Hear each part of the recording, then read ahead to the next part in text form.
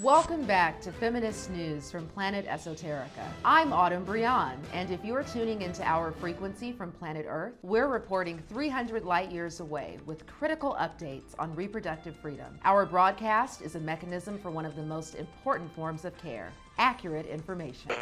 This is not medical advice and is for educational purposes only.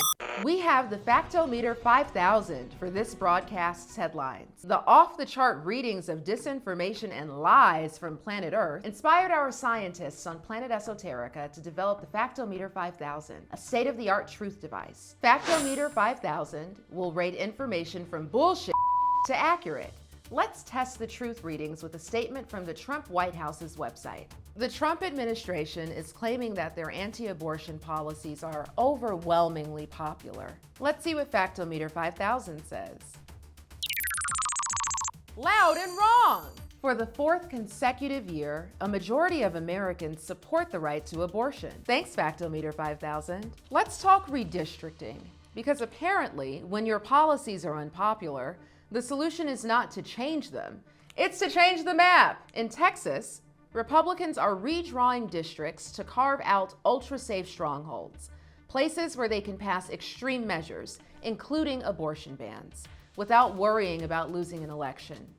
This transforms the whole purpose of district lines, from representation to insulation. But while GOP leaders were busy rearranging boundaries, California voters approved Proposition 50, a measure meant to counter that power grab by rebalancing congressional maps and, frankly, making democracy a little less rigged. This is important to remember.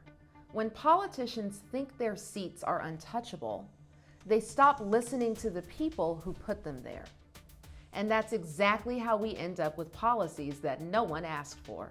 Project 2025 is alive and kicking. In less than a year of Trump's administration, half of this extremist agenda is already complete. Many of Project 2025's objectives take aim at reproductive health care, and harmful legislation has already passed, including rescinding a policy that reimbursed service members and dependents for travel to states where abortion and other reproductive health procedures are legal, enforcing the Hyde Amendment, banning any federal funds from being used for abortions or abortion counseling, rescinding guidance that requires hospitals to perform an abortion to save a woman's life under EMTALA, and prohibiting USAID from funding sexual reproductive health and reproductive rights and gender equality programs. Of the reproductive health goals outlined in Project 2025, over half are either complete or in progress, including attacking birth control. Project 2025 explicitly targets certain birth control methods, like emergency contraception and hormonal IUDs, by labeling them abortifacient, so that they'll be outlawed within the abortion bans they're also pursuing. Let's check the Factometer 5000 to confirm if an IUD is an abortifacient.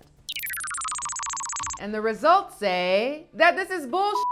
An IUD, or intrauterine device, is a contraceptive. This means that their primary function is to prevent contraception. An IUD works primarily by preventing fertilization, not by ending an established pregnancy. IUDs work by either impairing sperm movement, those are copper IUDs, or thickening cervical mucus to block sperm, hormonal IUDs, which stops the sperm from reaching and fertilizing the egg in the first place. Legitimate medical and scientific organizations consider IUDs to be contraceptives. Following the plan to a T, the State Department issued a statement which labeled birth control pills and IUDs as abortifacients, and setting a dangerous precedent. We're already seeing the impact in places like South Carolina, where the state Senate has already announced intent to fast-track a total abortion ban, which would also ban, you guessed it, certain forms of birth control, while also placing restrictions on IVF. All of the evidence shows us that Project 2025 is not a plan anymore. It's become a checklist of extreme policies being implemented at an alarming pace, just as the architects for Project 2025 orchestrated. Did you spot the reproductive roadblockers in today's broadcast? If you guessed the architects behind Project 2025, you're correct! The Heritage Foundation is the group responsible for the 900-page manual outlining how to restructure the government to serve a hard right agenda. The president of the organization, Kevin Roberts, has described this moment as a second American Revolution and said it will remain bloodless if the left allows it. That is a threat with a smile on it. The Heritage Foundation was founded in 1973 by Edwin Filner, Joseph Coors, and Paul Weyrich.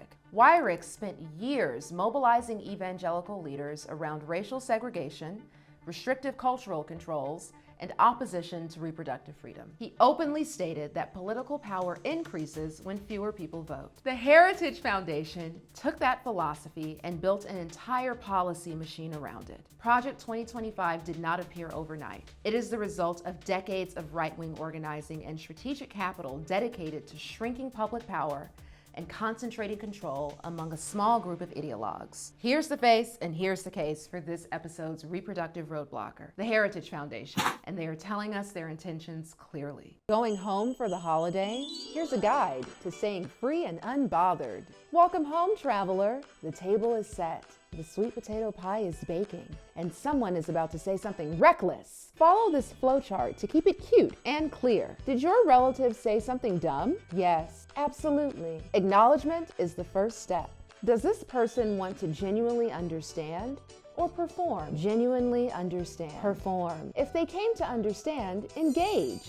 If they came to perform, release yourself. Keep it simple and say your truth with clarity. We have the resources and medications, like abortion pills, for people to self-manage their abortion safely. Most of us try to live our lives without interfering in other people's lives. Healthcare decisions belong to the person receiving care.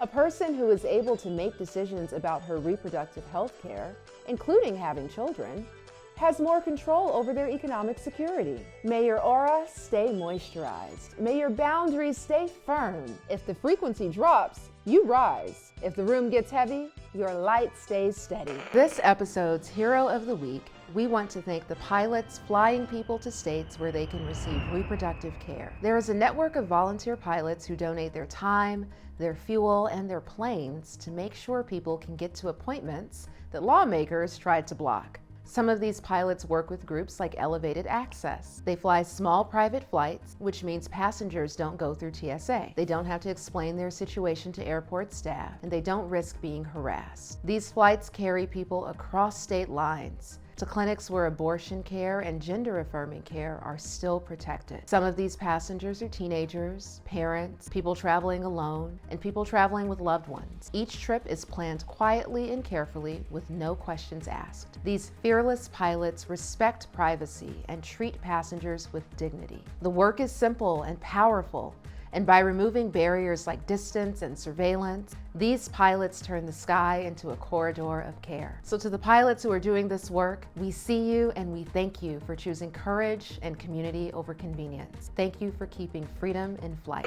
Welcome back. We have a call from Joseph in Arizona. Why is Medicaid a reproductive issue? Great question, Joseph. When extremists go after Medicaid, they're attacking reproductive freedom by design, because Medicaid is where reproductive freedom meets healthcare access. Medicaid covers over 40% of all births in this country, and about 75% of publicly funded family planning services. Think of 3 women you know between the ages of 19 and 44. Statistically, 2 of them are probably getting their health care through Medicaid. When you look at what reproductive freedom actually means, birth control, prenatal visits, postpartum care, screenings for STIs or cancer, Medicaid is the infrastructure that makes those things possible. You might hear that attacks on Medicaid are about trimming budgets, but they are part of a strategy to put barriers in front of reproductive health care. Because Black women and birthing people rely on Medicaid for about 65% of their births, cutting or weakening Medicaid means they are hit the hardest. Cutting Medicaid is just another method that anti-abortion extremists are using to determine who gets to make choices about their bodies and their health. Thank you for tuning in to Feminist News from Planet Esoterica. We broadcast because care requires clarity. The headlines are loud, but our collective power is louder. Remember that every act of care you offer yourself or someone else moves us closer to the future that we deserve. Until next time, take care.